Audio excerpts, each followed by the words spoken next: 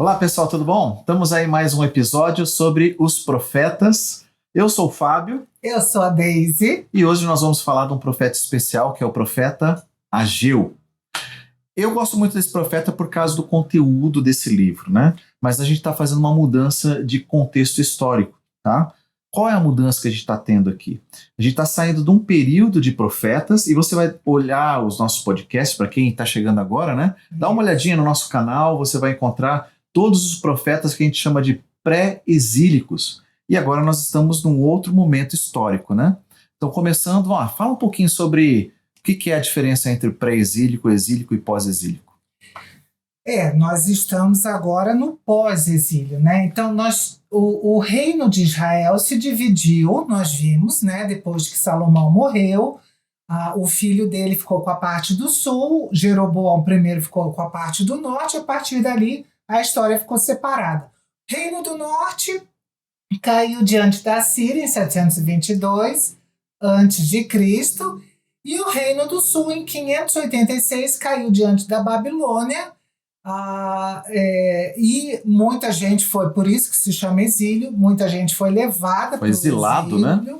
Isso, lá na Babilônia. E aí eles ficaram lá 70 anos sob os babilônios. Só quando os babilônios foram derrotados pelos persas é que então há essa oportunidade de retorno. E é esse momento que a gente vai falar agora. Então nós estamos falando pós-exílio por causa disso, porque agora eles têm a liberdade de retornar para a terra deles e reconstruir a nação. E é muito legal, gente, olha, isso não vai estar registrado tudo, claro, no livro de Ageu. Não vai estar registrado, a gente está dando um salto, inclusive, mas é uma mudança que não é só, mesmo que tenha nos registros, a gente tem que pensar um pouquinho além, né? É pensar como é que foi essa mudança para o povo, porque embora tenha sido não foi muito tempo, é uma mudança quase que de uma geração, né? Então a cabeça é diferente. É uma geração que viveu num país estrangeiro. Sim, os jovens nasceram quase lá, né? A gente percebe, se vocês lerem o livro de Esdras, porque é onde essa história que a gente está contando para vocês agora do retorno está registrada, a gente vai ver, se você ler bem atentamente, tem uma geração mista. Tem gente que tinha já idade e estava voltando da Babilônia, e tinha os jovens que nunca tinham visto Jerusalém, nunca tinham visto o templo. A terra é uma coisa nova para eles, né? Isso, exatamente. Só que é a terra da nação, da né? Família deles, da família. Então eles estão não se reencontrando, alguns estão se reencontrando, outros já estão encontrando a sua terra natal. Mas aí é um cenário totalmente diferente, é um cenário de reconstrução, né? Isso. Agora, olha só, gente. Antes da gente entrar na profecia de Ageu, então, vamos dar um pouquinho mais desse contexto. Aí você vai ter que abrir lá no livro de Esdras, perdão, no livro de Esdras mesmo, Esdras 1:1, fala assim, no primeiro ano de Ciro, rei da Pérsia, que foi o imperador, né, que destruiu a Babilônia, que derrotou a Babilônia, estabeleceu um novo império. Então, no primeiro ano do reinado desse novo imperador, o Senhor cumpriu a profecia que havia anunciado por meio de Jeremias, que era um profeta antes do exílio ainda, despertou o coração de Ciro para registrar por escrito a seguinte proclamação e enviá-la a todo o seu reino. Eu não vou ler toda a proclamação aqui, mas Ciro diz assim, olha, o Deus dos céus me entregou o reino na mão e a minha missão agora é reconstruir o templo desse Deus. É uma coisa muito interessante, gente, porque a Bíblia já falava isso há tanto tempo, mas como a gente vem falando ao longo dos nossos podcasts, né, muita coisa dessas histórias ficaram enterradas nas areias do tempo. Exatamente, e foram resgatadas recentemente, né? Foi no final do século XIX. Sim, vamos falar 200 anos. Não nem tem isso. nem 200 anos, 150 anos, Sim, por aí. muito pouco tempo. Exatamente. Então, em 1879, os arqueólogos acharam o cilindro de Ciro, que é uma peça enorme. Ela hoje se encontra no Museu Britânico E nesse cilindro de Ciro fala justamente a respeito dessa novidade política, porque Ciro era diferente dos assírios e diferente dos babilônios, que quando conquistavam um reino, o que eles faziam? Exilavam as pessoas para a terra deles. Ciro tinha uma política diferente. Não, deixa voltar todo mundo, deixa adorar os deuses deles, não tem problema nenhum, mas eles vão ficar me pagando impostos. Sim. Deixa eu só abrir um parênteses, assim, que eu acho que é bem legal para a gente falar sobre isso daí, que você tocou nesse aspecto, né, do pouco tempo que nós temos isso de registro material, né, desses documentos e tudo mais. Por que eu tô falando isso? Gente, nós tivemos um período da humanidade, né, depois que houve o iluminismo, e que a Bíblia Sagrada, ela foi questionada. Então nós temos um período de liberalismo, e que essas histórias foram vistas com outros olhos, por falta de material. Então parece que há uma construção, vamos dizer assim, uma narrativa construída para dar uma justificativa a quem seriam os judeus. Ou seja, os liberais viram dessa maneira e começaram a divulgar esse pensamento. E de repente, quando a arqueologia ela traz tudo de volta, a gente começa a perceber que o texto e a mensagem ela está dando o tom de como Deus está trabalhando, e já não é mais somente uma narrativa construída para dar um porquê da existência da nação, mas é como Deus está trabalhando algo importante no coração desse povo.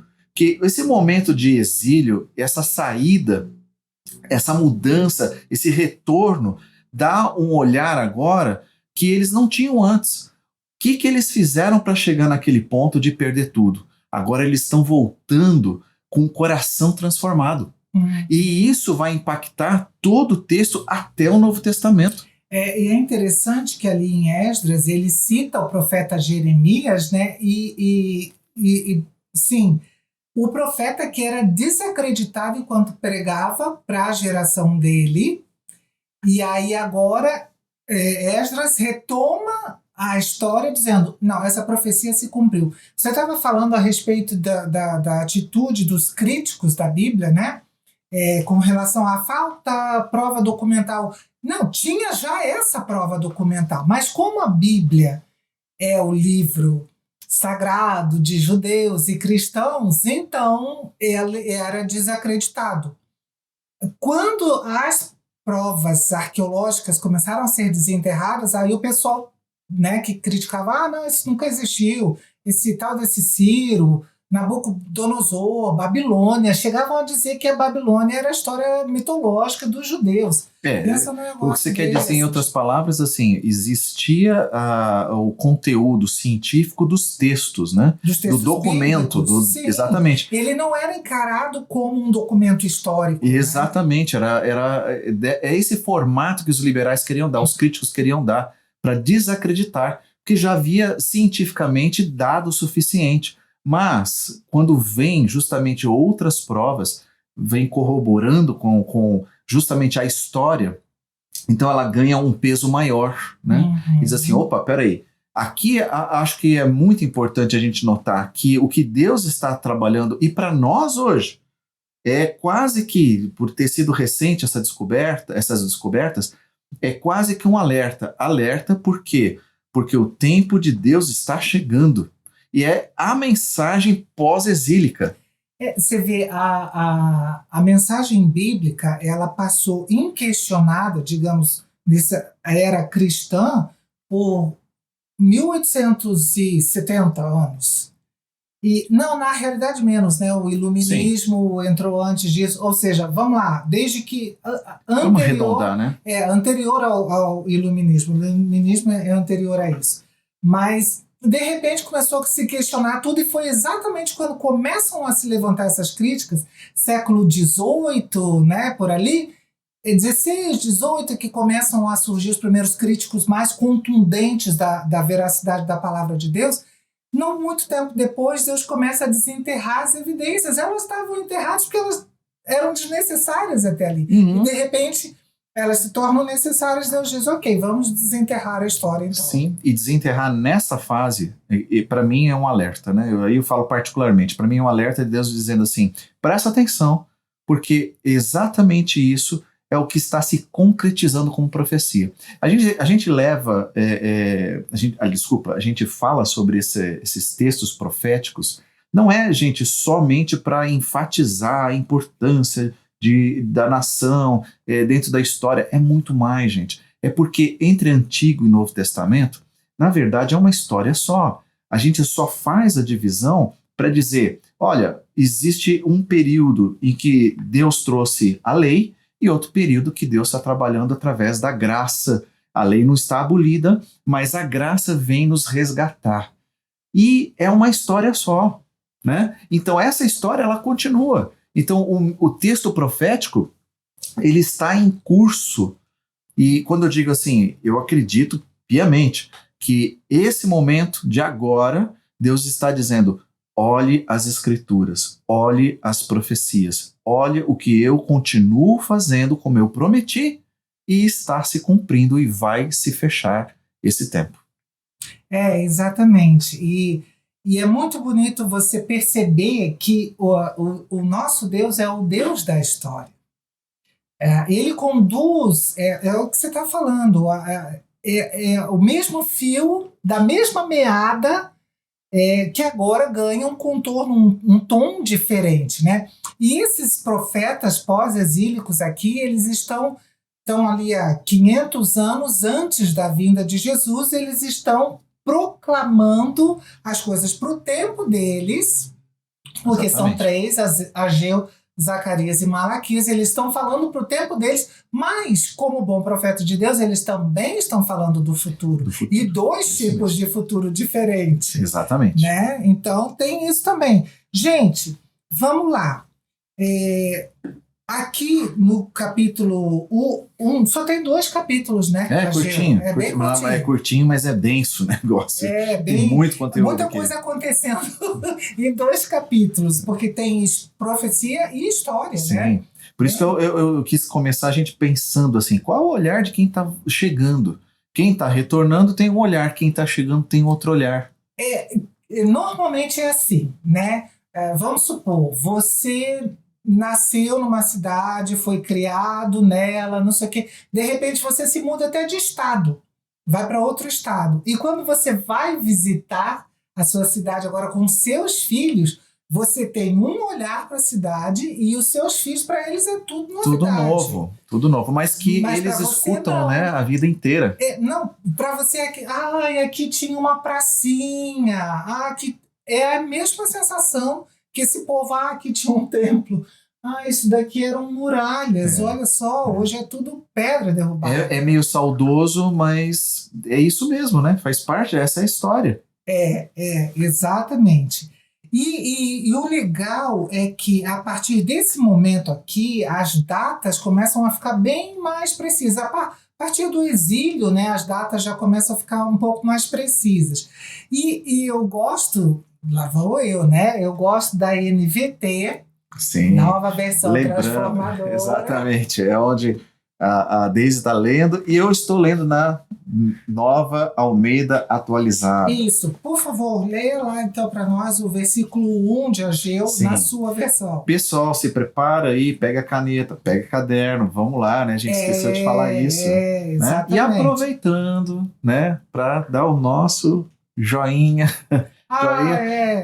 Que mais que é? Tem joinha no... Comenta, compartilha. Isso. Mas no gente, tudo Spotify, isso. como é que é? Comenta, né? É isso aí, tem a possibilidade de comentar. Também. Falando com a produção, né?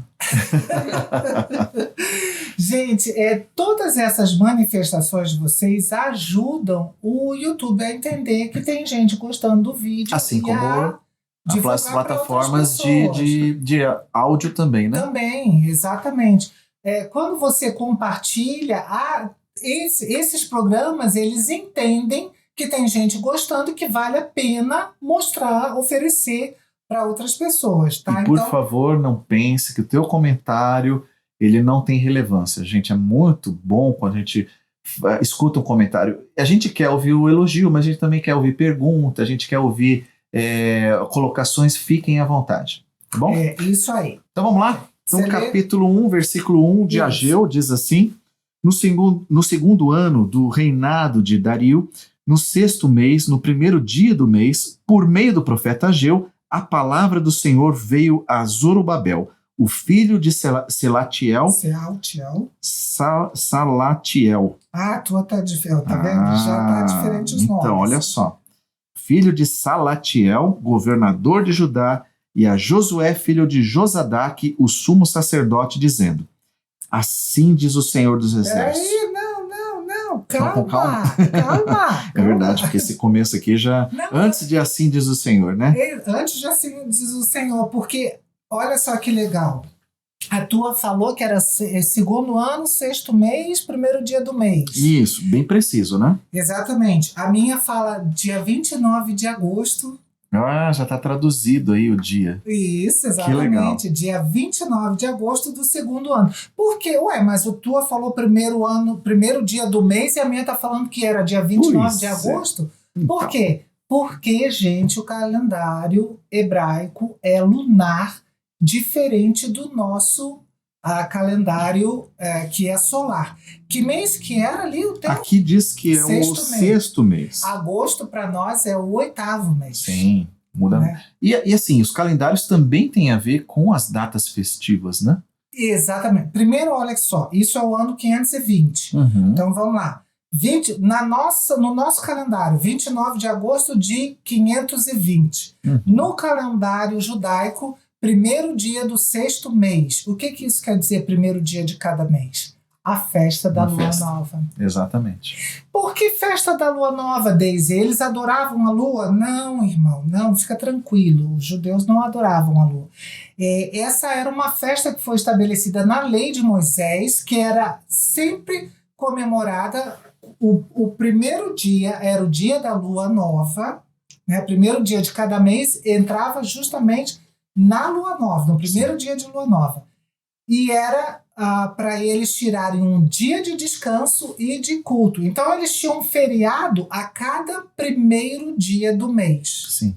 Essa ideia de 1º é legal, né?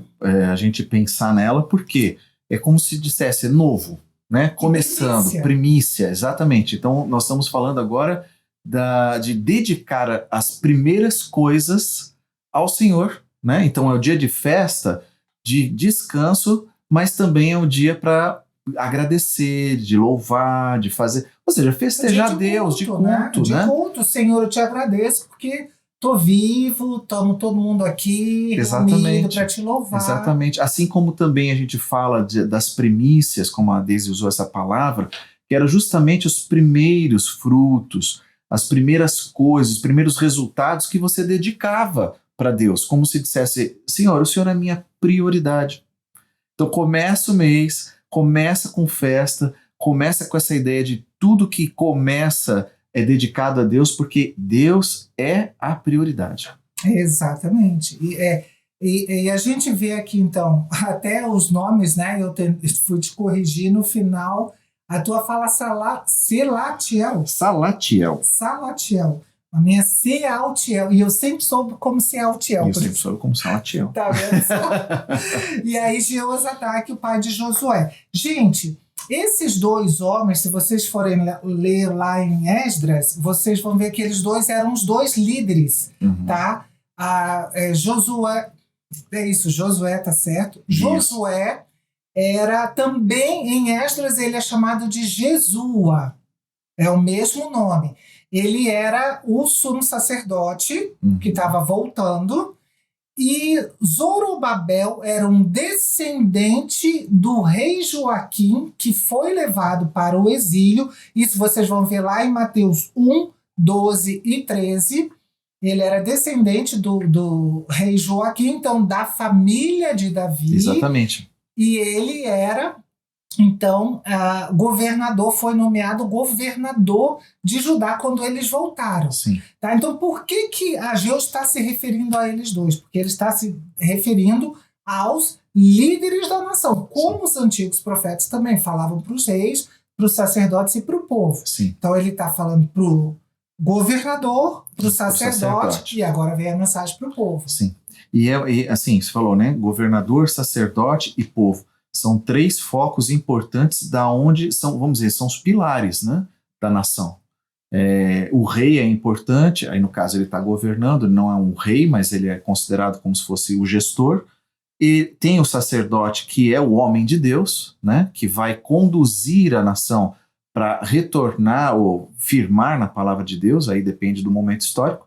Aqui no caso eles já aprenderam parte da lição, né? Então o papel dele como sacerdote é firmar esse sacerdócio, e o povo precisa ouvir o que Deus tem para dizer aqui, que esse é um momento que está um pouquinho antes de uma boa palavra, tem uma situação delicada que Deus quer corrigir. E qual era essa situação, antes da gente entrar na profecia em si? Então, quando nós começamos o podcast, a gente falou que a missão deles, dada por Ciro, era reconstruir o templo. Eles chegaram lá e a primeira coisa que eles reconstruíram foi o altar. E estava certíssimo, gente. Porque é a partir do altar, retomando os sacrifícios, que o culto todo já começa a ser retomado. Mas não era para parar ali. Acontece que eles tiveram oposição e durante 2 anos eles tentaram retomar a construção. Você vai ter que ler Esdras, irmão. Você vai ter que ler o livro de Esdras, que isso está bem explicadinho lá. Então, eles tiveram que...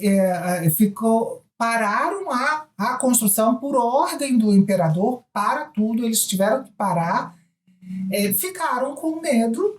Sim. E nunca tentaram recorrer e pensaram em retomar essa questão da reconstrução, sendo que eles tinham um edito real, imperial, em mãos para aprovar. Não, nós temos autorização do imperador. E chegou um momento ali que mudou um pouco a prioridade, né? Porque assim, não adianta eu estar reconstruindo a minha sociedade em termos de estrutura interna, ou seja, o foco, o templo, né, que é importantíssimo, mas se o meu inimigo abriu frente contra mim, então meu vizinho diz assim, olha, não tem acordo entre nós, nós vamos invadir. Então eu vou ter que fazer uma muralha. Então eu vou ter que levantar a guarda, eu vou ter que cuidar primeiro da segurança. Mas eles não tinham condição de fazer isso. E eles pararam tudo. Eles pararam tudo com relação a Jerusalém, pararam tudo com relação ao templo, só não pararam com a própria vida. Sim. Né? E essa é a situação que você estava falando, que o profeta Ageu é levantado por Deus, porque está lá em Esdras também. Deixa eu abrir minha Bíblia aqui em Esdras, tá? Capítulo 5. Nessa época, os profetas Ageu e Zacarias, filho de Ido, vejam, os dois profetizaram aos judeus de Judá e Jerusalém. Falavam em nome do Deus de Israel que estava sobre eles. Então foi nessa época, depois de 15 anos parada a construção do templo, que os profetas Ageu e Zacarias começam a profetizar. E aí entra a profecia. Então vamos lá, profecia. Capítulo 1 ainda, versículo 2. Assim diz o Senhor dos Exércitos, esse povo diz, ainda não chegou o tempo em que a casa do Senhor deve ser reconstruída. Por isso a palavra do Senhor veio por meio do profeta Ageu, dizendo, acaso é tempo de vocês morarem em casas luxuosas enquanto esse templo permanece em ruínas? Portanto, assim diz o Senhor dos Exércitos, considerem o que tem acontecido com vocês. Vocês semearam muito e colheram pouco. Comem, mas isso não chega para matar a fome. Bebem, mas isso não dá para ficarem satisfeitos. Põem roupa, mas ninguém se aquece. O que recebe salário, recebe-o para colocá-lo numa sacola furada. Assim diz o Senhor dos Exércitos, considerem o que tem acontecido com vocês. Vão até o monte, tragam madeira e reconstruam o templo, e dele me agradarei e serei glorificado, diz o Senhor. Vocês esperavam que fosse muito, mas o que veio foi pouco. E esse pouco, quando o levaram para casa, eu o dissipei com um sopro. E por quê? Pergunta o Senhor dos Exércitos. Porque o meu templo permanece em ruínas, enquanto cada um de vocês corre por causa da sua própria casa. Por isso os céus retêm o seu orvalho, e a terra não produz os seus frutos. Fiz vir a seca sobre a terra, e sobre os montes, sobre o cereal, sobre o vinho, sobre o azeite, sobre o que o solo produz, sobre as pessoas, sobre os animais, e sobre todo o trabalho das mãos. Isso, até a profecia é até aqui, né? Isso. Então vamos lá. Primeira coisa, eles estavam... Eu não sei nem, gente, se eles estavam falando... E eu acho que eles não teriam a arrogância de falar declaradamente, não, ainda não está na hora de construir o templo do Senhor. Uma atitude do coração. Exatamente. Né? É a forma como eles estão se conduzindo que já tá gritando isso, né? E Deus ouve, né? Ele ouve a intenção do coração de esse povo que diz, não, ainda não está na hora de reconstruir. Veja bem, e eles tinham as justificativas deles, né? Sabe como que é? Nós temos oposição aqui. Exatamente. Há sempre uma racionalização, né? Aquele jeito de você gerar uma lógica para dizer assim, não é que tem, eu sei que tem que fazer, mas não dá. E na verdade é só uma lógica furada, né? E é interessante porque eles falavam isso a respeito da casa de Deus, mas Deus fala, vocês estão em casas luxuosas. E aí não é um exagero de Deus, porque Deus não exagera. Sim. Ele fala, vocês estão vivendo em casas luxuosas. Eu me lembro que bem acabadas. Bem acabadas. Eu me lembro exatamente que uma outra tradução mais antiga, né, do João Ferreira de Almeida, fala apaineladas as casas. Quer dizer, elas têm um estuque, que é exatamente aquela massa corrida que vai na parede de casa e que dá um acabamento fino nela. Ou seja, Deus está dizendo, poxa vida, quer dizer, meu templo está abandonado e vocês têm casas com acabamento fino. Não, parou no altar, achou que tá bom ficar por ali, e o resto da adoração, ou seja, eles não estavam nem cumprindo mais os outros rituais durante 15 anos, pelo menos o dia da expiação eles não cumpriram, porque não tinha Santo dos Santos para sacerdote entrar. Exatamente. Ou seja, ficou realmente parado completamente parado. O exercício religioso deles, no máximo, se havia, no máximo era o sábado e as luas novas, e eu acredito que sim, porque aqui eles deviam estar reunidos, que se a Ageu fala que foi num dia 1º do mês, que é o dia da festa da lua nova, devia estar a congregação, como a gente já tinha falado, né? do outro...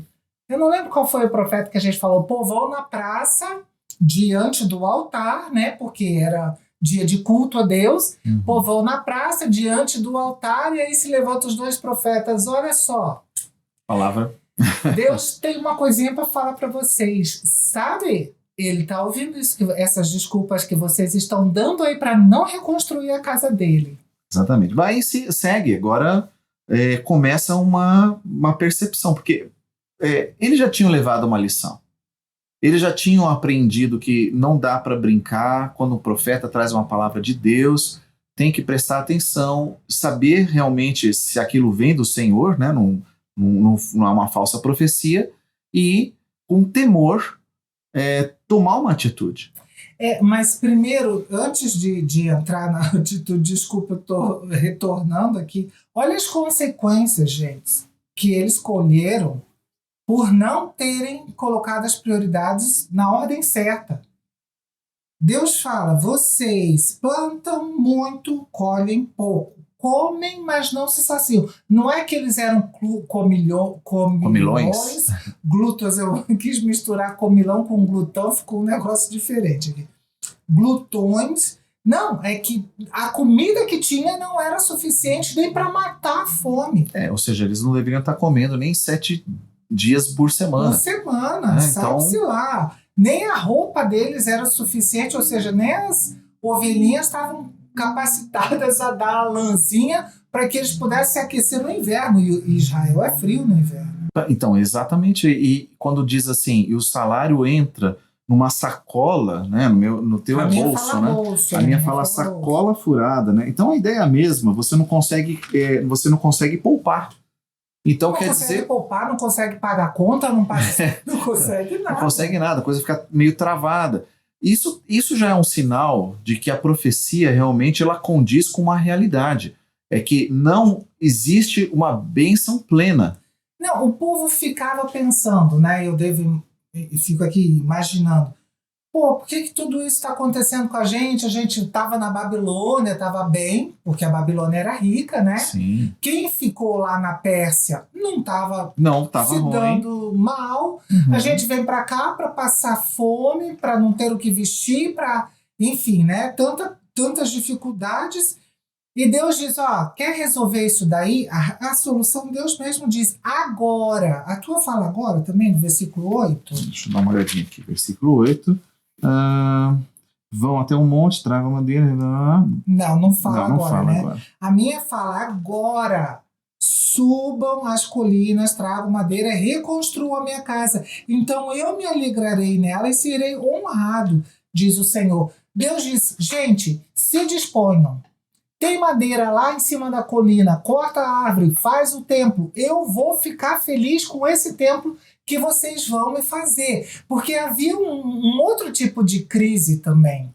O templo de Salomão era um templo riquíssimo. Suntuoso. Exato. E agora a dúvida deles podia ter, mas Senhor, se a gente não tem o salário que entrou no bolso, acabou de sair, né, do mesmo jeito que entrou, saiu, né, como o brasileiro vive brincando, né, o salário que a gente recebe não chega nem até o final do mês, né, começou o mês, paga as contas, já ficou sem salário. Era assim, pior do que isso que eles estavam vivendo. Sim. E aí eles começam a questionar, mas como é que a gente vai construir o templo? Excelente essa colocação, porque assim, parece que Deus está dizendo assim, volta à fé, porque vocês estão perdidos, e eu mesmo é que fiz isso, né, que, como diz o texto aqui, Deus diz, eu mesmo mandei isso, foi eu que fiz vir a seca no versículo 11, sobre o solo que produz, sobre as pessoas, sobre os animais, quer dizer, foi Deus que deu isso para dizer assim, cara, você quer andar comigo, eu vou ser o Deus dessa nação, no momento que você entender que a estrutura básica disso é fé. Você tem que confiar, porque foi por falta de relacionamento que vocês se desviaram. E é uma fé que entra em ação, né? Porque Deus diz, suba a colina, corta a madeira, começa essa construção. Sim. Olha, Deus, é aquele negócio, se Deus disse, vai lá, constrói, filho, vai lá e constrói. Mas Senhor, eu não tenho tijolo. Enfim. Mas não é assim que Deus diz assim, Moisés, levanta a vara aí para dividir o mar? Mas Senhor, o que essa vara vai fazer, né? É. Podia pensar como é que... Peraí, Deus, se o Senhor tivesse me dito para vir aqui com um trator, não sei o quê, eu até ia ficar me questionando, mas agora com uma vara? O que uma vara vai fazer diante do mar? Só levanta, filho. O trator eu também não entendi, mas tudo bem. Não, então, mas pelo menos é uma coisa mais possível, sei lá. O que o trator vai fazer no mar? Sei lá, vai fazer tá bom. Trapiche. Trapiche, não. Não era trapiche que eu queria dizer, mas com José acabou sendo a mesma coisa, né? Assim, você tem que pôr o pé aqui na água, segue. Então, essa chamada para dizer assim, segue meu filho, vai, faz, não espera que as circunstâncias estejam a favor para você tomar um passo de fé. Senão você não vai sair do teu lugar. Eu estou mandando o problema para você, vai chegar na tua casa para você perceber que comigo tem que andar pela fé para vir a solução. Eu estou deixando o problema chegar até você, porque senão você não anda com Deus vivo, você não anda com Deus do milagre. O que eles estavam colhendo era consequência da aliança, tá? Porque na lei falava que toda vez que o povo abandonasse Deus, eles iam enfrentar a seca e era uma forma de Deus chamar a atenção deles. Eles estavam enfrentando isso, Deus falou, olha, eu queria só lembrar para vocês que foi por causa dessa mesma indiferença para comigo que os pais de vocês foram parar lá no exílio. Sim, então ação... Era bem recente a história, né? Exatamente, era bem recente. Eles entenderam, tanto que agora olha só como é que o texto começa a revelar a situação. Então Zorobabel, estou no capítulo 1, versículo 12. Então Zorobabel, a gente está falando que era o governador, né? Filho de Salatiel, e Josué, o filho de Josadaque, o sumo sacerdote, e todo o remanescente do povo atenderam à voz do Senhor seu Deus e às palavras do profeta Ageu, aos quais o Senhor seu Deus havia ordenado que ele dissesse. O povo temeu diante do Senhor, então Ageu, o enviado do Senhor, falou ao povo segundo a mensagem do Senhor, dizendo: Então, vamos parar aqui antes que Deus dê a segunda mensagem, porque aqui a gente começa a perceber uma situação interessante. Antes de mais nada, atenderam quer dizer, não são pessoas mal intencionadas, eles são equivocados. Quantas vezes a fé da pessoa está equivocada? Ela não está fazendo por mal, ela não está agindo com má fé. Ela simplesmente a fé dela é uma fé equivocada. Deus tem que fazer uma correção nessa atitude, nessa fé. Então Deus trabalha com a gente dessa maneira. Mesmo que seja através da... Se não vai, né? Se eles tinham, e era de Deus, aquele edito de Ciro, autorizando eles a irem e reconstruir. Se eles não levam aquilo como, poxa, isso já é uma bênção de Deus para a nossa vida, e param a construção, então Deus, ok, então eu também vou parar de abençoar. Isso, e legal você ter falado exatamente isso, porque Deus não manda você seguir, vamos dizer, cegamente. Ele já deu um sinal no passado, sim, já marcou a tua história, já tem um marco ali para dizer assim, não, esse Deus é fiel. Agora você parou, você travou. Agora veja, né, que interessante. Quando a Babilônia caiu, Daniel estava diante do rei babilônico Belsazar, profetizando que ela ia cair na exata noite que ela caiu. Sim. Ou seja...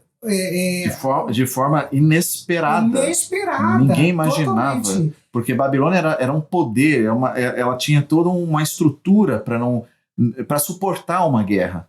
E se Deus derrota a Babilônia, que era o maior poder daquela época, põe um novo imperador com uma disposição de coração diferente com relação a eles, manda voltar, reconstruir o templo, é o que você falou, todos os sinais já estavam dados. O que você precisa mais de sinal? Irmãos, quantas vezes a gente fica questionando Deus diante de sinais óbvios da vontade dele para nós? Porque ou a gente está com medo, ou a gente não tem fé, mas não tem dinheiro suficiente. Mas Deus disse, vai, dá o passo, eu quero. Sim, as coisas estão sendo marcadas por Deus. Agora está na hora de você atender, né? Então é o que diz a palavra aqui, né? O povo atendeu. A minha fala, obedeceram. Obedeceu, maravilha.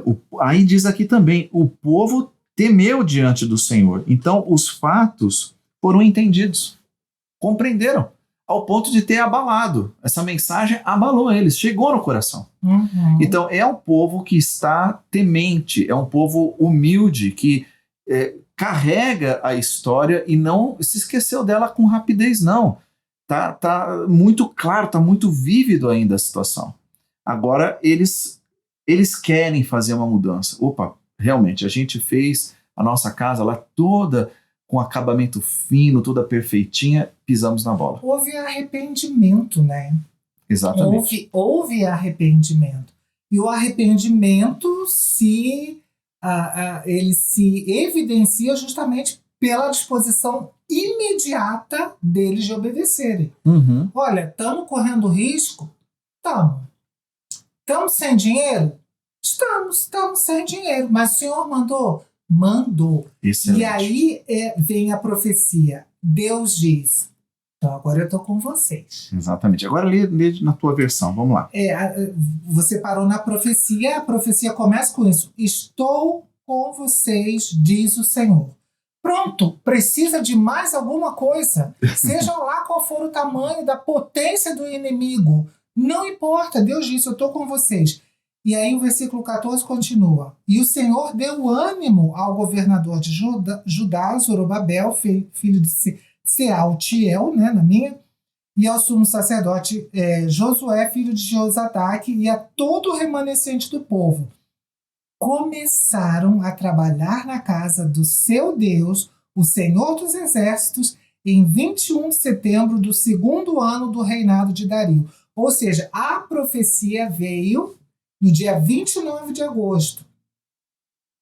Eles, no mesmo dia, se arrependeram, se dispuseram a fazer, e a reconstrução foi retomada menos de um mês depois, 21 de setembro. Que a tua diz... Aqui era o 24º dia do 6º mês do 2º ano do reinado de Dario. Exatamente. Então, menos de um mês depois, eles já estavam com a mão na obra. Em outras palavras, eles agora sentaram para fazer planos e vamos fazer. Colocaram um cronograma. Né? Colocaram um cronograma. Em outras palavras, eu diria o seguinte aqui. Deus, nosso Deus, nosso Pai, ele trabalha dessa forma. Temor, veio, respondeu, está sensível à voz dele. O que ele derrama? Mais graça. E a graça ela vai ser derramada justamente nessa sequência. Primeiro temor e depois uma confirmação de Deus. Porque se não houvesse, se Deus tivesse que convencer de outra forma, eu acho que a coisa não teria fluxo, né? Não teria aquele andamento no ritmo que precisa. Esse cronograma foi feito e vai ser abençoado justamente por quê? Porque a graça chegou. Deus dizendo, continua o cronograma, gostei desse negócio. E aí é interessante que Esdras dá detalhes do que aconteceu, né? Quando eles retomam a construção, adivinha, vem de novo a oposição. Sim. E essa oposição, né, esses povos vizinhos ali mandam... Opa, abri no lugar errado. Eles mandam uma carta para o imperador dizendo, olha, retomaram aqui. Só que dessa vez o imperador consulta os arquivos e aí ele percebe que havia essa ordem de Ciro e ele disse, peraí, foi dada uma ordem imperial e ela não foi cumprida? Todo mundo, e aqui está, repete, né, a ordem ali, agora nós estamos falando de Dario, ele leu todo o edito de Ciro e aí ele mandou ele mesmo, Dario mandou uma mensagem. É o seguinte, agora a mensagem é minha. Agora, portanto, Tatenai, governador da província a oeste, isso está no capítulo 6 de Esdras, tá? A oeste do rio Eufrates, Setar-Bozenai, olha o nome dos caras, né? Seus companheiros e outros oficiais a oeste do rio Eufrates permaneçam afastados de lá. Não interfiram na construção do templo de Deus. Deixem que seja reconstruído em seu antigo local e não impeçam o governador de Judá e os líderes do judeu de realizarem esse trabalho. O imperador comprou a briga? Comprou.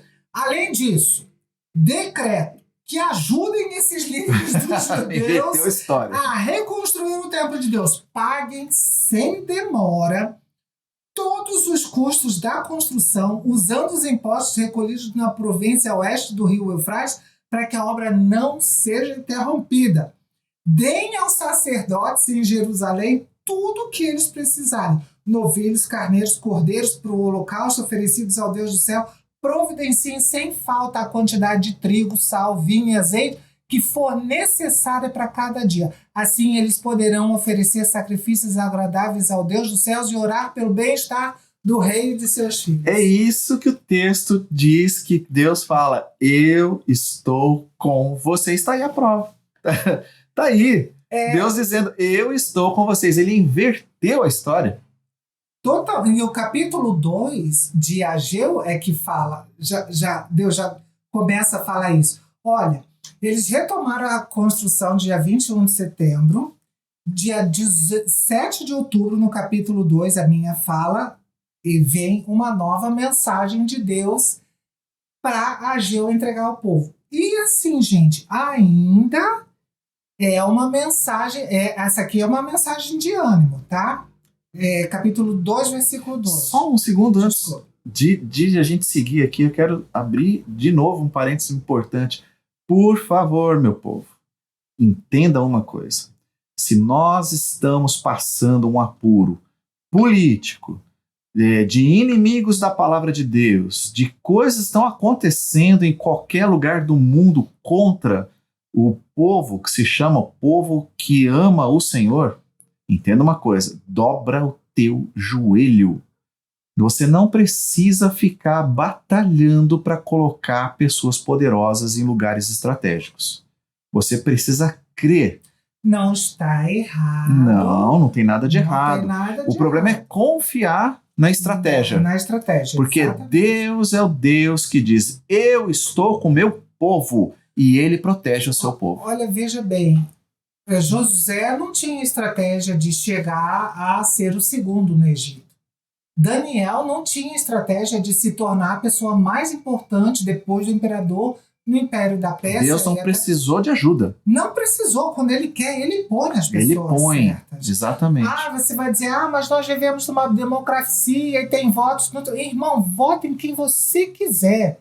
Só entenda uma coisa, a estratégia é joelho no chão, confiança em Deus. Ele que muda as circunstâncias da história. É ele que escreve. E quando a gente sofre, pode ter certeza, Deus está dizendo assim, eu deixei a coisa acontecer, chegar até vocês. Para quê?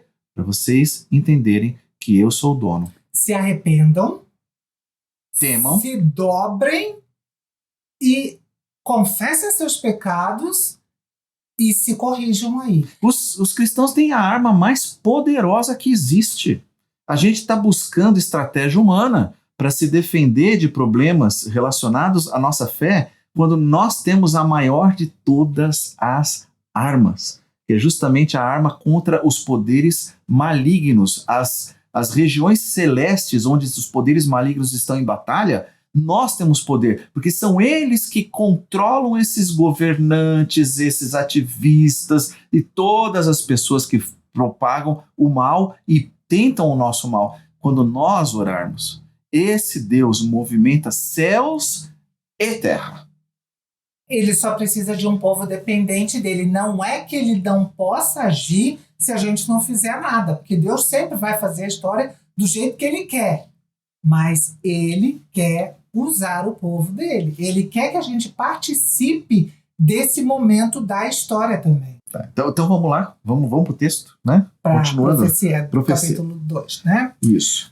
Então, em 17 de outubro desse mesmo ano, o Senhor transmitiu outra mensagem por meio do profeta Ageu. Diga ao governador de Judá, Zorobabel, filho de Sealtiel, e ao sumo sacerdote Josué, filho de Josadaque, e ao remanescente do povo. Algum de vocês se lembra deste templo em sua antiga glória? Como ele lhes parece agora em comparação com o anterior? Deve parecer insignificante. É interessante aqui aquilo que a gente estava dizendo. Deus está falando para o pessoal que tinha visto o primeiro templo. Zorobabel provavelmente não estava entre essas pessoas que tinham visto o primeiro templo. E Deus está dizendo, era lindo, né, o templo de Salomão. E até quando eles inauguraram o altar, lá em Esdras fala, porque o altar, gente, de Salomão era uma obra. Tá? Era um altar enorme, com rampa, escada para subir por ele. Então, o que Salomão fazia não era pouca coisa, né? Não. A gente tem que lembrar, assim, só para ter uma noção, o que Salomão, quando dava o jantar, o almoço no palácio, os talheres não tinham talheres de prata, gente.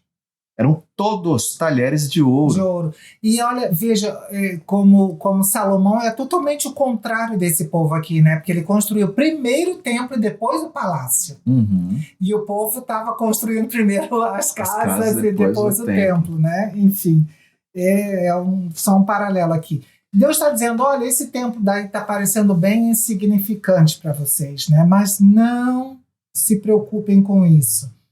Deus continua no versículo 4. Mas assim diz o Senhor, seja forte, Zorobabel. Seja forte, sumo sacerdote Josué, filho de Josadaque. Sejam fortes todos vocês que restam na terra. Mãos à obra, pois eu estou com vocês, diz o Senhor dos Exércitos. Meu espírito habita em seu meio, como prometi, quando vocês saíram do Egito. Portanto, não tenham medo. Só uma coisa aqui, de novo, né? Eu estou com vocês. Primeiro, uma reorientação outra vez, né? Dizendo, gente, olha, por que vocês, na minha tradução, né? Por acaso, não é nada como aos olhos de vocês, né? O que vocês estão vendo aí. O templo é simples. Estão desanimados por causa disso, né? Ai, que pena que a gente não está conseguindo fazer uma coisa tão linda. Os jovens estão felizes. O problema é a outra geração que não está percebendo que essa reconstrução ela tem algo muito mais valioso. Porque não adianta ter um templo suntuoso e o povo está totalmente desviado. Agora Deus está reorientando novamente a questão da fé. Vocês estão com um olhar um pouco equivocado em relação a isso. que é mais importante? E entendam, eu estou com vocês. Isso, e quando ele diz, eu estou no meio de vocês, essa era a função do templo e do tabernáculo. Por isso que ele citou Estar o no Egito, meio, né? Vocês saíram de lá, eu estava onde? No meio, né? E eu continuo. Uhum. Agora que vocês retomaram a construção, sejam fortes, sejam corajosos, tenham ânimo. E aí Deus ele complementa, né? Que é o bonito aqui no versículo seguinte, que diz: pois assim diz o Senhor dos Exércitos, daqui a pouco, mais uma vez, eu farei tremer o céu e a terra, o mar e a terra seca, farei tremer todas as nações, e serão trazidas as coisas preciosas de todas as nações, e encherei esse templo de glória, diz o Senhor dos Exércitos. Minha é a prata, meu é o ouro, diz o Senhor dos Exércitos. A glória desse novo templo será maior do que a do primeiro, diz o Senhor dos Exércitos. E nesse lugar darei a paz, diz o Senhor dos Exércitos. Senhor dos Exércitos, é uma confirmação. Eu tô falando, sou eu que tô falando. É como se Deus assinando, né? Estou assinando. É para dizer assim, essa é a mensagem do Senhor. Agora, essa parte da mensagem, ela é tremenda, né, gente? Porque a gente talvez não perceba o que Deus está dizendo, então, que é algo... Nós temos uma diferença de versão. Então vamos lá. Representa até a diferença da interpretação dos tradutores, tá, gente? E isso gera pra gente um conflito mesmo. A meu fala, sacudirei todas as nações e os tesouros das nações virão para esse templo. Então fala coisas preciosas. As coisas preciosas serão trazidas coisas preciosas. E algumas versões ainda dizem que essas coisas preciosas seria se referindo a Jesus. Alguns interpretam, né? Mas eu, pessoalmente, vejo que Deus está dizendo aqui justamente aquilo que ele cumpriu no decreto de Ciro. Sim. Eu vou chacoalhar tudo, porque minha é a prata, meu é o ouro, o projeto é meu, eu quero que aconteça. Ah, mas Deus é simples, eu quero que aconteça. Gente, esse templo, depois, ele foi embelezado por Herodes. Na época, um pouco antes de Jesus nascer, começou o embelezamento desse templo. E foi esse templo que Jesus entrou, foi nesse templo que os apóstolos disseram, Jesus, que construção, né? E aí Jesus falou, mas não vai ficar pedra sobre pedra. Agora, o que você está falando é interessante, porque quando a gente vai para o original, o texto hebraico, e o hebraico tem essa riqueza, porque às vezes a gente tem uma frase que ela pode ser interpretada de mais de uma forma, né? Porque é uma língua rudimentar, é uma língua arcaica, e ela traz significados embutidos numa palavra, às vezes, de formas bem distintas, né? Então eu diria até aqui que a gente poderia pensar que Dario fez, Roma fez, então está acontecendo literalmente, mas aí é que tá, né? Também tem o outro lado, porque a beleza que foi trazida também são os gentios, né? Essa riqueza para Deus é trazer as pessoas para se tornar o reino dele. Os gentios aí podem ser esse tesouro das nações, conforme a interpretação de alguns. Exatamente. Né? Que não se referia aos recursos para...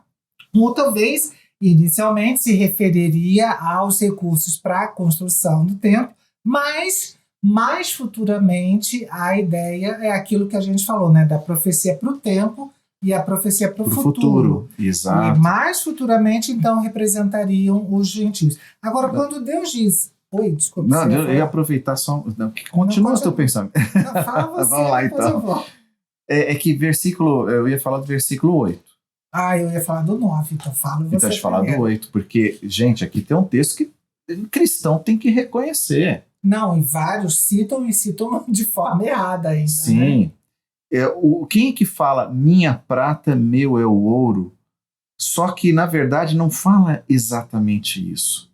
Ele diz, eu não tenho prata, eu não tenho ouro, mas o que eu tenho, eu te dou.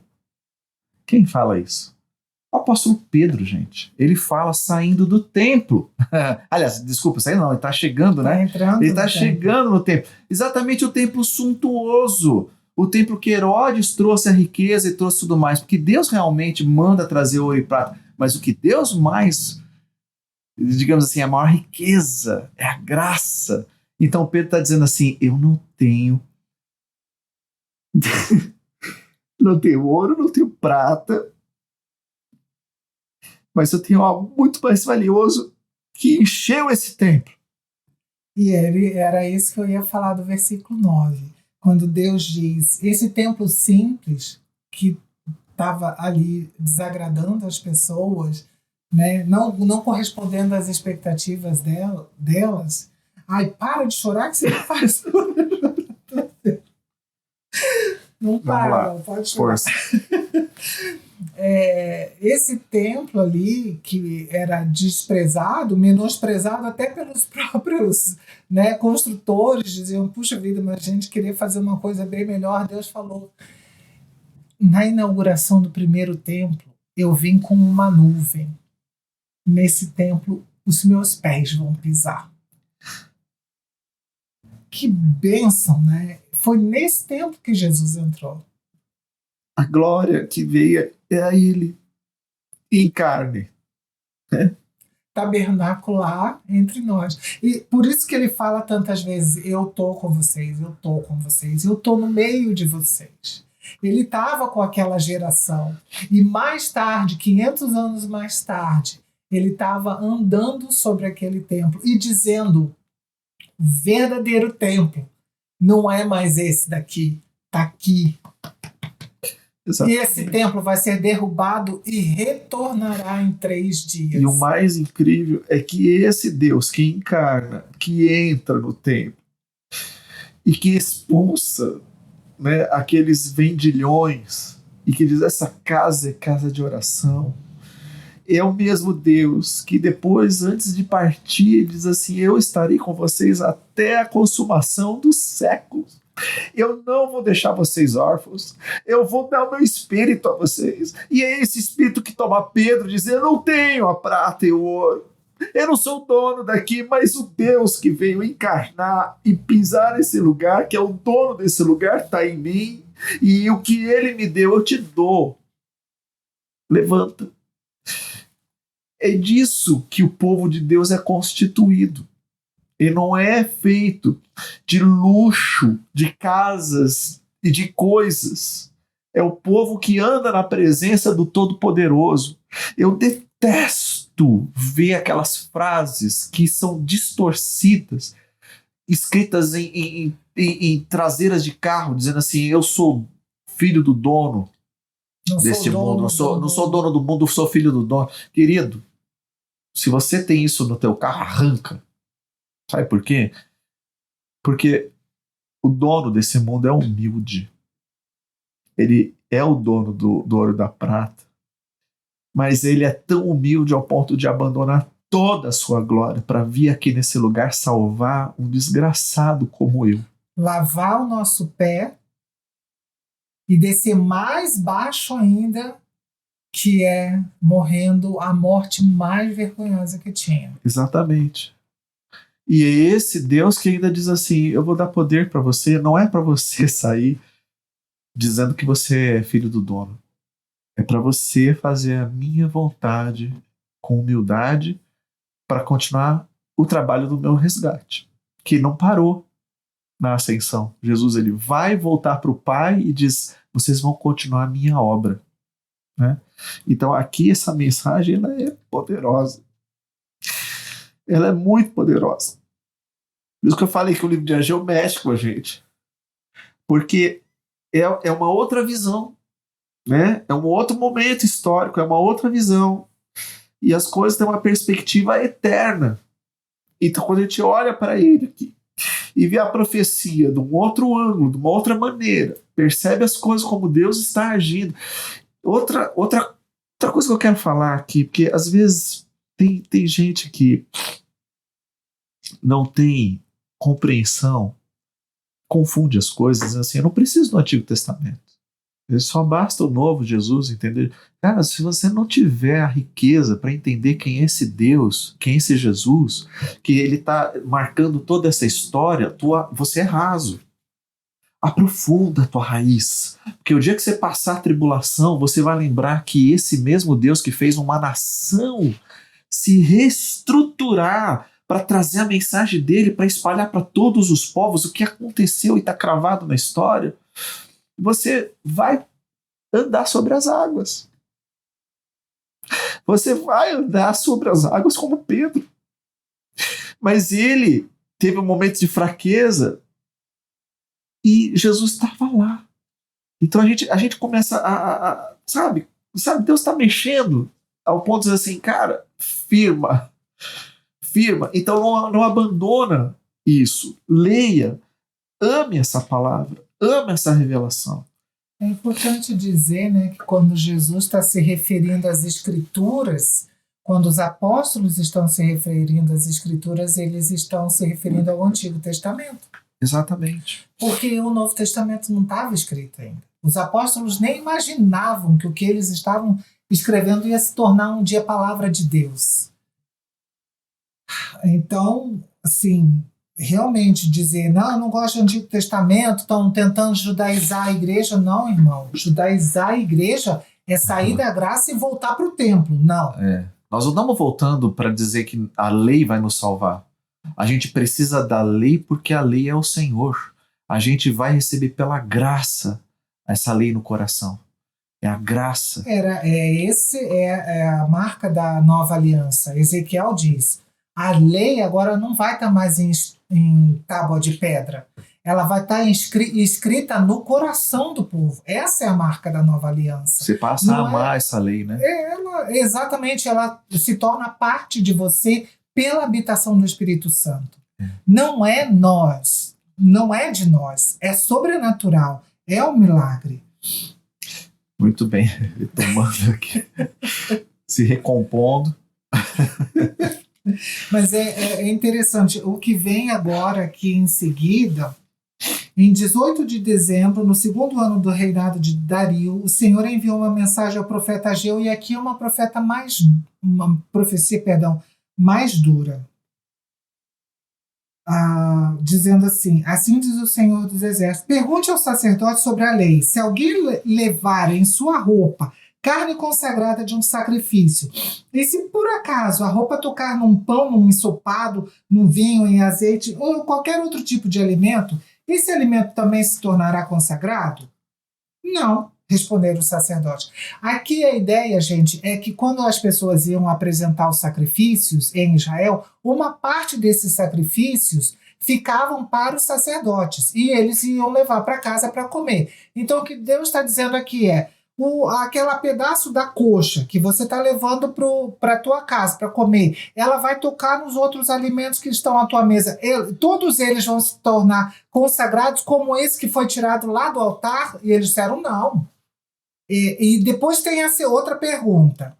Em seguida, Ageu perguntou, se alguém se tornar cerimonialmente impuro ao tocar no cadáver e depois tocar num desses alimentos, o alimento ficará contaminado? Sim, responderam os sacerdotes, porque a ideia era o seguinte, era considerado cerimonialmente impuro em Israel qualquer pessoa que tocasse num cadáver. O que ela tinha que fazer? Ela tinha que tomar um banho para estar novamente puro. Banho cerimonial, né? Cerimonial, não é qualquer banho, banho cerimonial, para ficar novamente puro. Enquanto ela não tomasse esse banho, tudo que ela tocasse ficaria impuro. Era o mesmo caso da menstruação da mulher.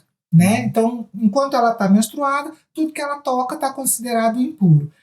E aí Deus está perguntando, então, se um homem impuro tocar nos alimentos, mesmo os consagrados, eles vão se tornar impuros? Vão? Então, aí continua a mensagem. Então Ageu disse, é o que acontece com esse povo e com essa nação, diz o Senhor. Tudo que fazem e oferecem é contaminado por seu pecado. Ou seja, Deus diz, vocês são para mim como um homem que acabou de tocar num cadáver. Vocês se tornaram impuros. E tudo que vocês tocam, e eles estavam construindo o templo. Deus está dizendo, tudo que vocês tocam se torna impuro. Veja o que está acontecendo com vocês antes de começarem a lançar os alicerces do templo. Quando esperavam uma colheita de 20 medidas, colhiam apenas 10. Quando esperavam tirar 50 medidas da prensa de uvas, tiravam apenas 20. Enviei ferrugem, mofo e granizo para destruir tudo que vocês trabalharam para produzir. E, no entanto, vocês não voltaram para mim, diz o Senhor. Pensem nesse 18 de dezembro, o dia em que foram lançados os alicerces do templo, diz o Senhor. Sim, pensem bem, eu lhes faço uma promessa agora, enquanto a semente ainda está lá no celeiro e as suas videiras, figueiras, romãzeiras e oliveiras ainda não deram frutos.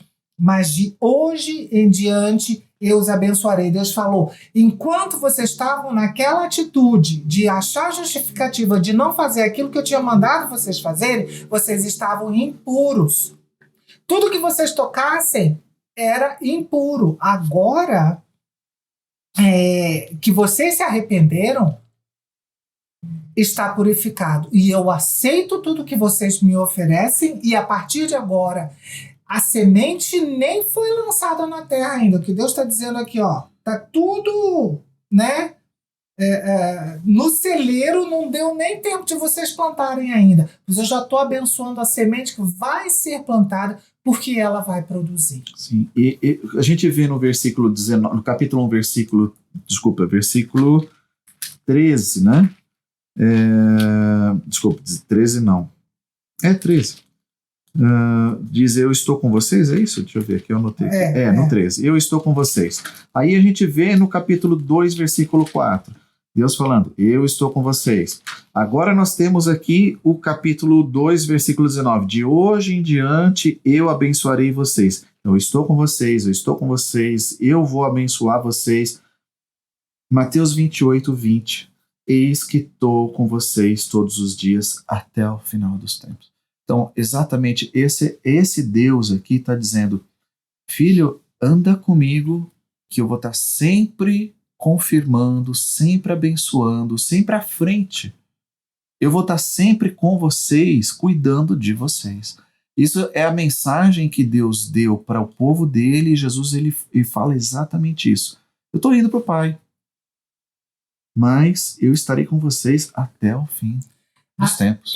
Mas é importante a gente perceber o seguinte aqui também, gente, a questão do pecado. Enquanto você permanece no pecado, você está impuro diante de Deus e Ele não pode abençoar a sua vida enquanto você estiver nesse estado, porque Ele não está te ajudando se Ele fizer isso. Sim. Ele tem que reter a mão até que você se arrependa para que você possa ser abençoado. Não adianta, não brinca de pecado.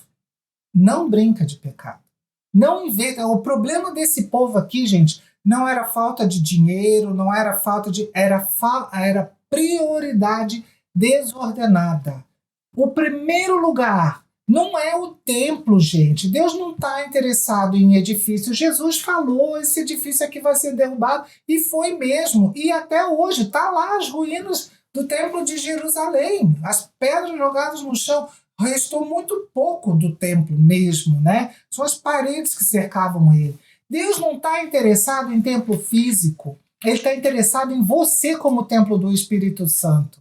É nisso que Deus está interessado e nas suas prioridades. Primeiro lugar, o culto a Deus.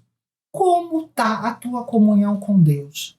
Ou você ainda acha que, não, primeiro eu preciso fazer a faculdade, primeiro eu preciso fazer isso, como aquele rapaz, Senhor, deixa eu primeiro sepultar meus pais. Os pais dele não tinham acabado de morrer, não. O que ele está dizendo a Deus, Jesus, deixa eu lá cuidar dos meus pais até eles morrerem, depois eu vou seguir o Senhor. Jesus disse, não, é agora, filho.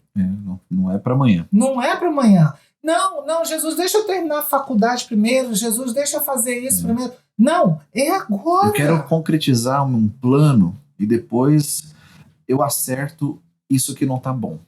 É mais ou menos isso, mas isso passa na cabeça do ser humano. Sim. Eu diria que muitas vezes a gente diz assim, não, eu preciso fazer tal coisa.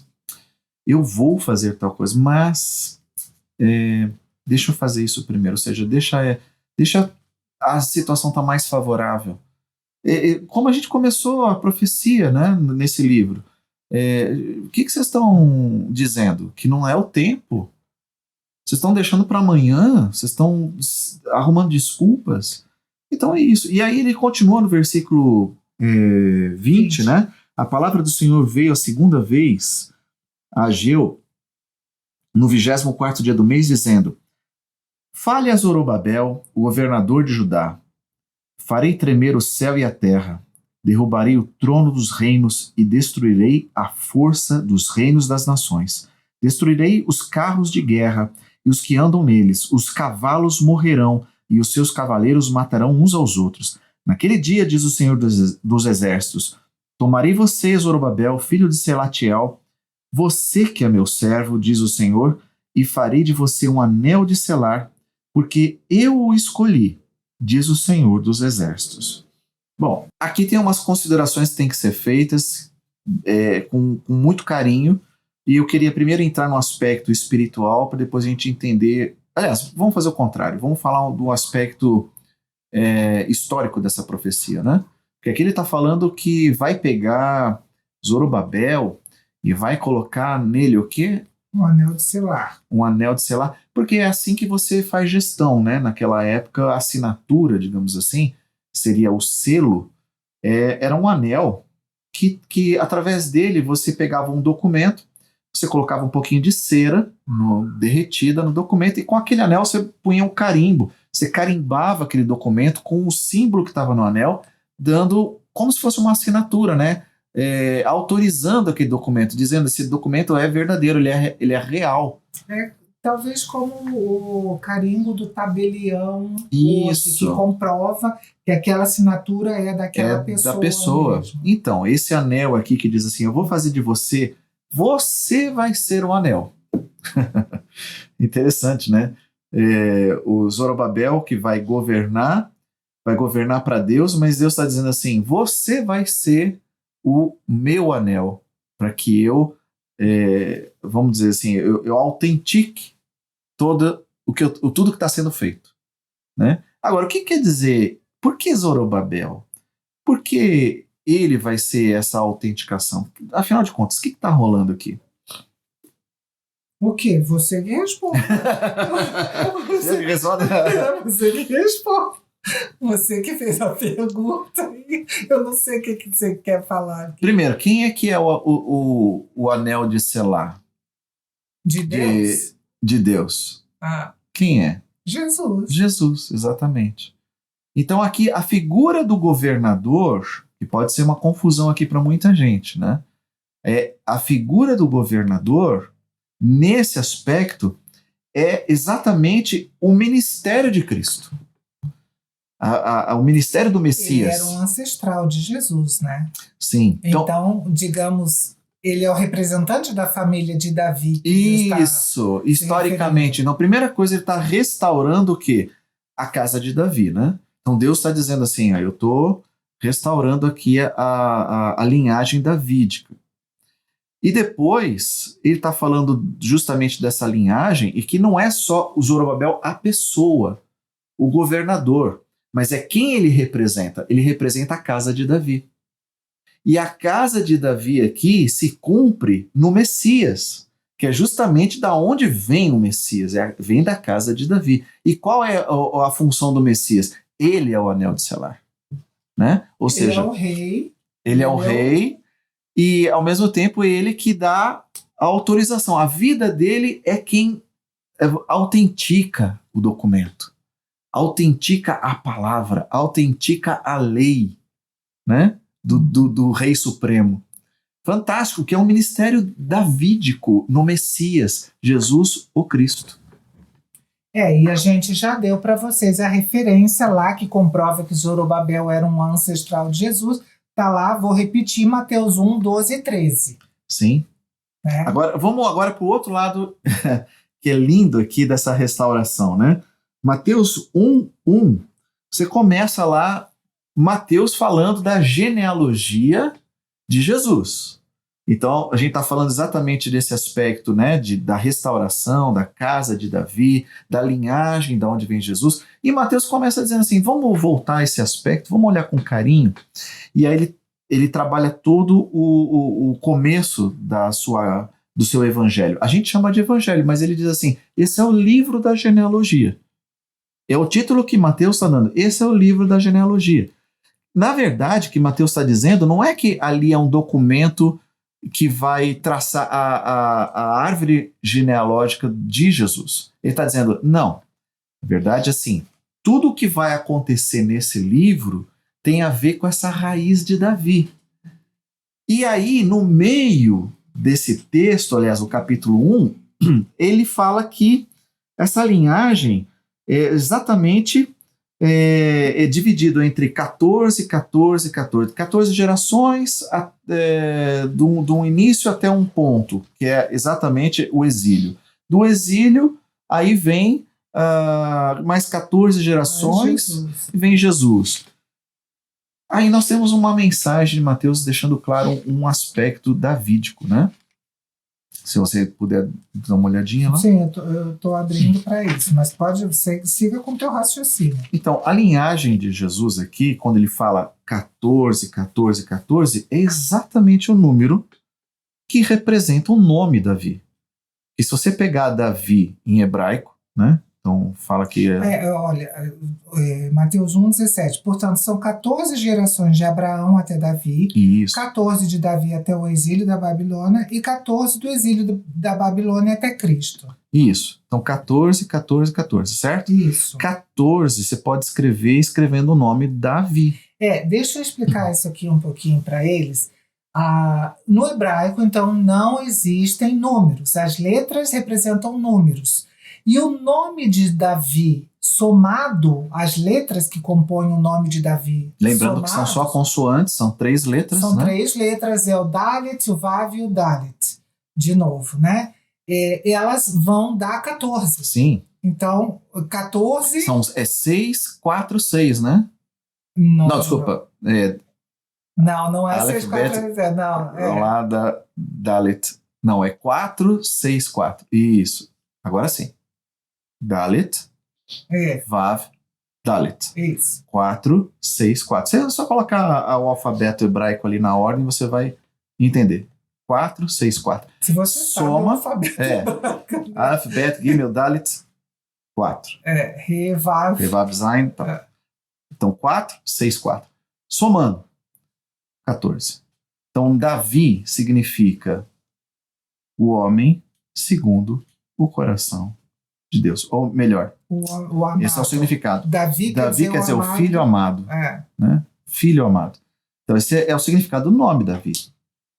Se ele é 14, está repetindo 3 vezes, superlativo. Então, ele é Davi. Filho amado, filho amado, filho amado. Que é um superlativo, quer dizer filho muito amado. Então, aqui a figura do Messias está descrita exatamente aqui nesse papel.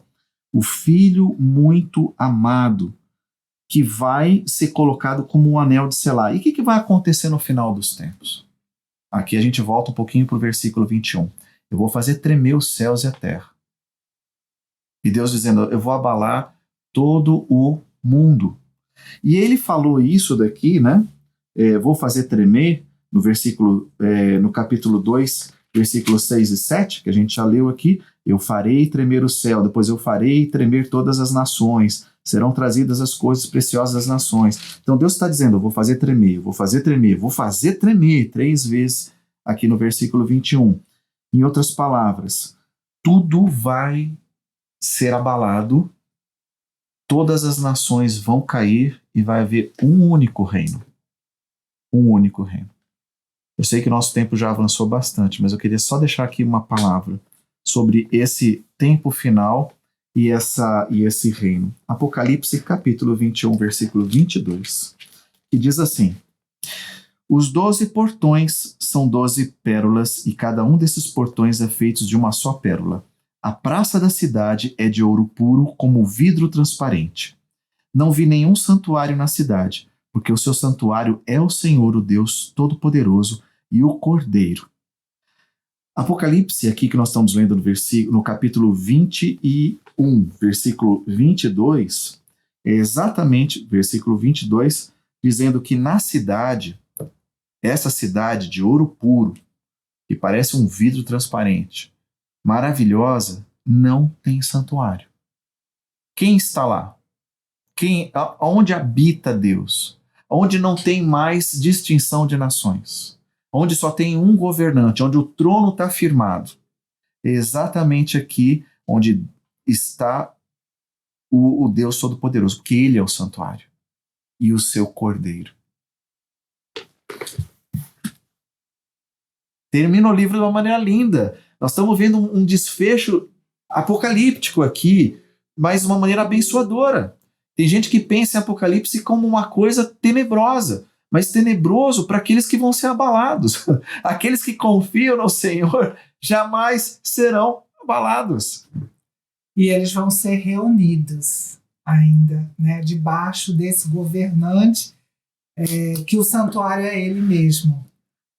É isso que Jesus falou, por isso que ele falou, esse templo se torna desnecessário. Obsoleto daqui para frente, porque o templo sou eu.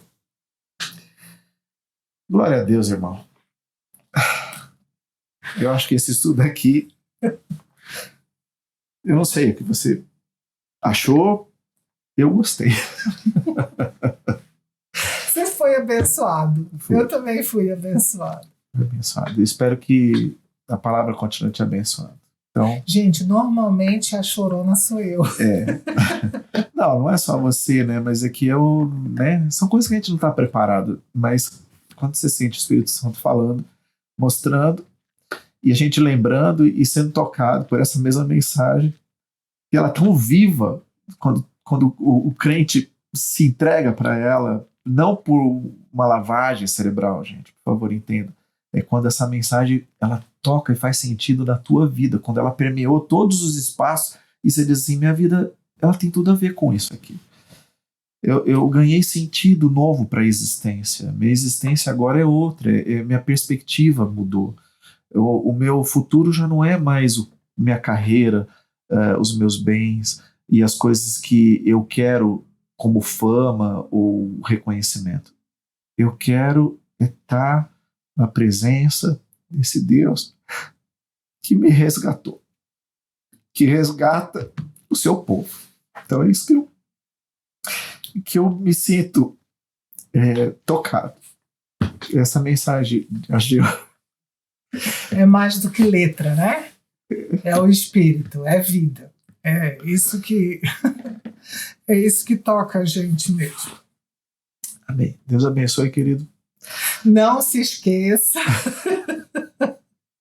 de curtir. Se você não se inscreveu, se inscreva no nosso canal. Isso. Receber. Você já segue a gente no Instagram? Nós também temos uma página lá no Instagram com conteúdo bíblico, gente. A gente está pondo nosso coração, realmente entregando as nossas mãos em serviço a Deus para que você seja edificado. Irmão, corre atrás. A Bíblia é a palavra de Deus. Isso que a gente está sentindo aqui, que a gente espera que esteja sendo transmitido para você, é o que a gente deseja para você. Vida da palavra. Amém. Deus abençoe. Deus abençoe. Tchau, tchau. Tchau, tchau.